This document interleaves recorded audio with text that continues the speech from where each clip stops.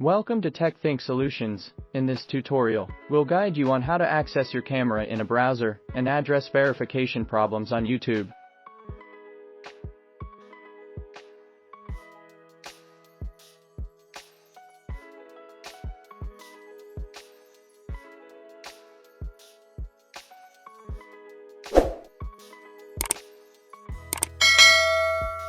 First, ensure your browser has permission to access the camera. Go to your browser settings, find Site Settings or Privacy Settings, and make sure camera access is allowed. To troubleshoot, test your camera on other websites or applications. If it works elsewhere, the issue may be specific to the website you're trying to use. By following these steps, you should be able to access your camera in your browser and resolve YouTube verification issues. If problems persist, check the specific support resources for your browser or YouTube for further assistance. And there you have it.